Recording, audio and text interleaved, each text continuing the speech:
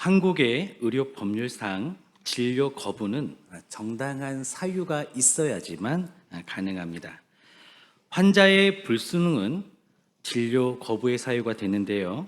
환자가 의사의 지시를 따르지 않아서 복약법이나 식이요법 또는 입원 기간을 지키지 않으면 의사는 진료 거부를 할 수가 있습니다. 저는 어르신들께 꼭 하지 않았으면 하는 그런 표현이 있습니다. 이런 말은 하지 않으셨으면 좋겠습니다.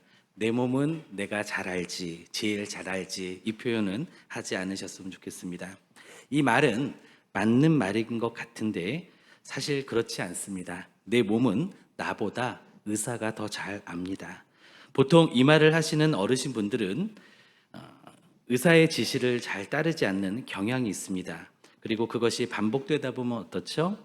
의사는 환자에게서 돌아섭니다. 그래서 진료를 형식적으로 하거나 진료를 거부할 수도 있는 것이죠. 내 몸이라고 해서 꼭 내가 잘 아는 것은 아닙니다. 우리가 건강을 유지하려면 내가 잘 아는 것이라 할지라도 전문가의 말에 귀를 기울여야 합니다.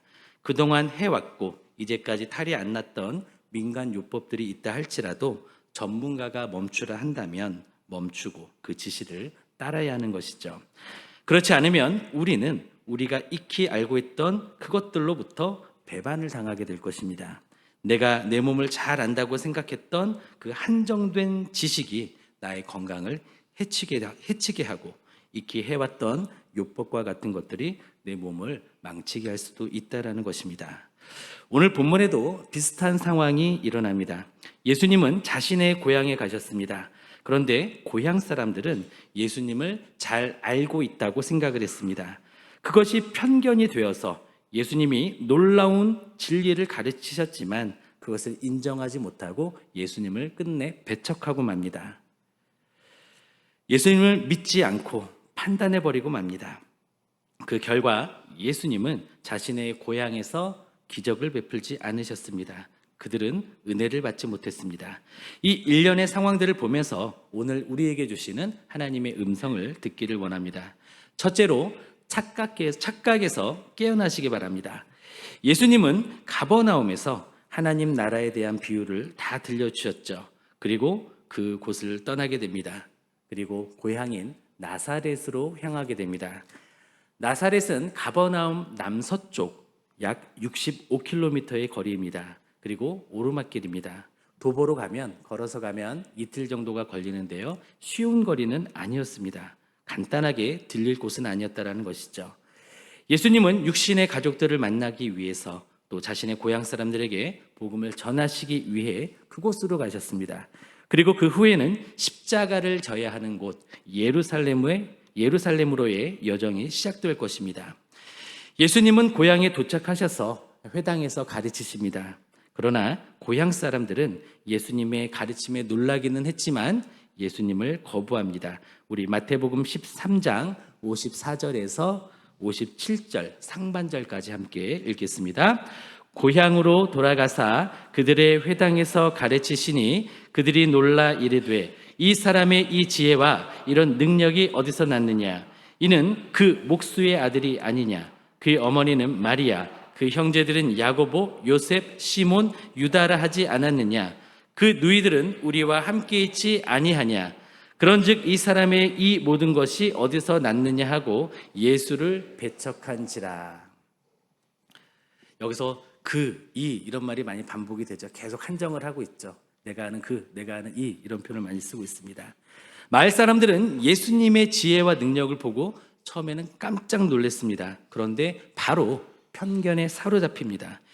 예수님의 성장 과정을 지켜본 고향 어른들과 이웃들은 예수님이 자신들처럼 평범하거나 별 볼 일 없을 것이라고 생각을 했습니다. 그리고 예수님의 가족들은 현재도 당대에도 그들과 다를 바 없는 평범한 모습으로 같은 동네에 살고 있었습니다. 또 불과 얼마 전에는 예수님께서 미쳤다라는 소문이 마을까지 들렸던 것이죠. 그리고 눈앞에 예수님의 놀라운 모습을 보게 되었습니다. 그리고 현실을 부정하듯 이야기를 합니다. 이는 그 목수의 아들이 아니냐. 이 당시의 사람들은 하나님께서 개인의 직업을 미리 정하셨다라고 믿고 있었습니다. 왕은 유다 지파에서, 제사장은 레위 지파에서 이런 식의 사고를 가지고 있었습니다. 또 어떤 사람이 목수의 일을 하면 하나님께서 그 일을 하도록 계획하셨다라고 그들은 믿었습니다. 직업학교는 필요가 없었습니다. 목수 아버지가 아들에게 직업을 가르칠 것이기 때문에 그렇습니다. 그런데 어떤 사람이 자신을 특별한 존재로 여겨서 목수가 아니라 그 이상의 주장을 한다면 그것은 하나님의 계획을 거부하는 것으로 간주했습니다. 그래서 가족이나 마을의 어른들은 제정신을 차리라고 타일렀습니다. 그들의 말을 듣지 않으면 배척해버리고 말았던 것이죠. 이는 그 목수의 아들이 아니냐. 이것은 타이르듯 하는 그런 어떤 권면 정도의 그런 표현은 아니었습니다. 사실상 예수님을 향한 조롱이 되었습니다. 이 말의 뉘앙스를 살리면 이런 의미입니다. 저 친구는 자기가 뭐라도 되는 줄 아나? 이런 조롱의 표현이었습니다. 예수님이 평범하다고 생각했던 유대인들은 예수님이 자기들처럼 평범하지 않은 것이 싫었던 것이죠. 그래서 예수님을 조롱하고 거부합니다. 요한복음에는 예수님이 자기 땅에 오셨지만 자기 백성이 영접하지 않았다라고 기록하고 있습니다. 이스라엘은 그들의 왕으로 오신 예수님을 영접하지 않았습니다. 이스라엘은 예수님을 가장 먼저 알아볼 만한 그러한 선택받은 민족이었지만 그들의 실제의 모습은 그 반대로 나타났던 것이죠. 그리고 나사렛 동네의 사람들은 바로 이 일의 축소판이라 할 수 있습니다. 예수님이 그 동네에서 자라나셨지만 정작 주님께서 메시아로서 자기 고을에 오셨을 때 예수님을 영접하지 않았다라는 것입니다. 우리는 내 몸도 잘 모르는 사람들입니다. 이제 그만 안다라는 착각을 버리고 스스로 속이지 말고 깨어나기를 원합니다. 둘째로 겸손히 믿으십시오. 예수님은 그동안 많은 기적을 행하셨습니다. 예수님을 찾아온 병자들의 믿음을 보시고 그들을 일일이 고쳐주셨습니다. 그러나 예수님의 고향 사람들은 예수님을 믿지 않았습니다. 뿐만 아니라 예수님을 거부하고 밀어냈습니다. 그래서 주님은 그곳에서 능력을 더 이상 나타내지 않으셨습니다. 우리 마태복음 13장 58절 말씀을 함께 읽겠습니다. 그들이 믿지 않음으로 말미암아 거기서 많은 능력을 행하지 아니하시니라. 아멘. 예수님께서는 가버나움에서 수많은 기적을 일으키셨죠. 그리고 하나님의 나라를 가르치고 고향에 오셨습니다. 그러나 정작 예수님의 고향 사람들은 예수님이 오셨다라는 소식을 들었음에도 불구하고 예수님 앞으로 나아오거나 찾아오지 않았습니다. 그래서 예수님은 그곳에서 많은 능력을 행치 않으셨습니다. 어찌 보면 가장 많은 은혜를 받을 수 있었던 그 마을의 사람들이 가장 은혜를 못 누리는 그러한 상황이 된 것입니다. 그들은 가버나움이나 예루살렘에 있었던 사람들과는 달리 병고침을 받기 위해서 또는 기적을 보기 위해서 예수님을 찾아오지 않았습니다. 예수님을 믿지 않았기 때문이죠. 예수님이 고향에서 병 고치는 능력을 제한하신 이유는 둘 중 하나였을 것입니다. 첫째는 그 자체가 자비의 행위라는 것이죠. 예수님이 그들에게 능력을 보여주셨는데도 그들이 예수님을 거부한다면 예수님께서 은혜를 주시는 것만큼 그들의 완악함에 대한 정죄와 심판이 클 것이기 때문입니다. 모르고 짓는 죄보다 알고 짓는 죄가 더 중한 것처럼 그렇다라는 것이죠. 둘째는 그들의 불신앙에 대한 심판 때문일 것입니다. 주님은 그들이 자신을 배척했기 때문에 능력을 나타내고자 하는 의지를 갖지 않았을 것입니다. 어떤 이유가 되었던 여기서 중요한 것은 무엇입니까? 기적은 바로 믿는 사람들이 누리게 된다라는 것입니다. 기적은 전적인 주님의 소관입니다. 능력은 전적인 주님의 주권에 달려 있습니다. 그러나 주님께서는 사람의 믿음을 보시고 기적을 행하십니다. 결과적으로 기적은 바로 믿는 사람들의 몫이 됩니다. 오늘 나에게 작은 일상의 기적도 일어나지 않는 이유는 무엇일까요? 하나님이 안 계셔서일까요? 아니죠. 믿음이 없기 때문입니다. 셋째로 기회를 붙잡으십시오. 예수님은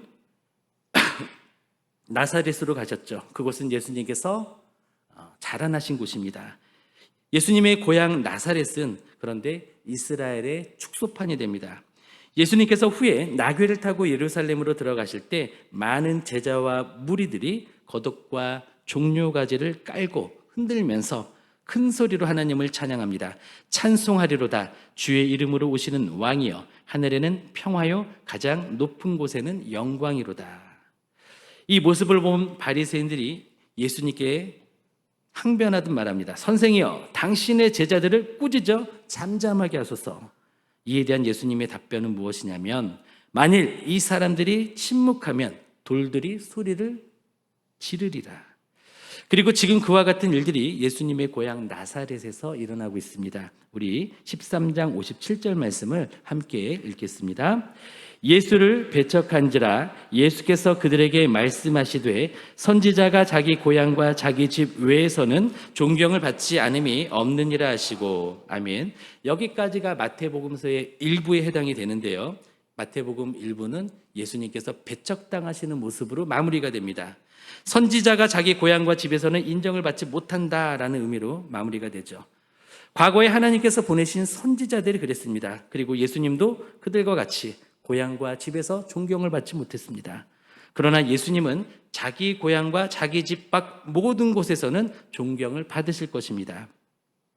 이 말씀은 예수님이 이스라엘에서는 배척을 당하시지만 이방인들에게는 존중받을 것이라는 말씀이기도 합니다. 다시 말해, 내가 안다라고 착각했던 교만한 이스라엘에게는 예수님이 거부를 당하시지만 예수님을 전혀 모르던 이방인들이 예수님을 먼저 받아들이고 구원을 받게 될 것이라는 주님의 예고인 것이죠.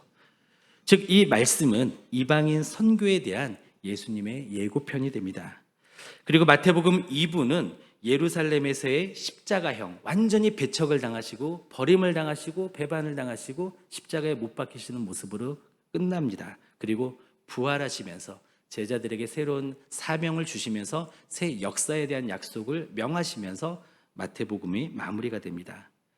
2부 끝에서는 이방인 선교에 대한 대위임령을 주시죠. 우리 마태복음 28장 18절에서 20절까지 함께 찾아보겠습니다. 마태복음 28장 18절에서 20절까지의 말씀입니다. 같이 읽겠습니다. 28장 18절에서 20절입니다. 예수께서 나와 말씀하여 이르시되 하늘과 땅의 모든 권세를 내게 주셨으니 그러므로 너희는 가서 모든 민족을 제자로 삼아 아버지와 아들과 성령의 이름으로 세례를 베풀고 내가 너희에게 분부한 모든 것을 가르쳐 지키게 하라. 볼지어다 내가 세상 끝날까지 너희와 항상 함께 있으리라 하시니라. 아멘. 이 말씀이 이루어졌을까요? 이루어지지 않았을까요? 이루어졌죠. 정말 예루살렘으로부터 그야말로 극동 땅끝에 있는 대한민국에까지 복음이 들어왔습니다. 그리고 주님께서 명하신 대로 우리 교회는 제자를 삼고 있고 오늘 또 세례식을 거행할 것입니다. 고향 사람들에게 거부를 당함으로써 선택받은 민족에게 또 강한 배척을 당함으로 인해서 예수님은 온 세상 그리고 모든 민족에게, 모든 사람들에게 널리 알려질 것이고 그것이 오늘날 우리에게 실현되었습니다. 하나님의 역사는 실패하지 않습니다. 주님은 촛대를 옮겨서라도 마침내 주님의 뜻을 이루어 주시는 것입니다. 하나님은 우리에게 은혜를 주셨습니다. 쓰임받을 기회도 주셨습니다. 우리는 그 은혜와 기회를 놓치지 않기를 원합니다. 그래서 역사의 한 줄, 역사의 한 페이지가 되시는 저와 여러분들이 되시기를 예수님의 이름으로 축원드립니다. 함께 기도하시겠습니다.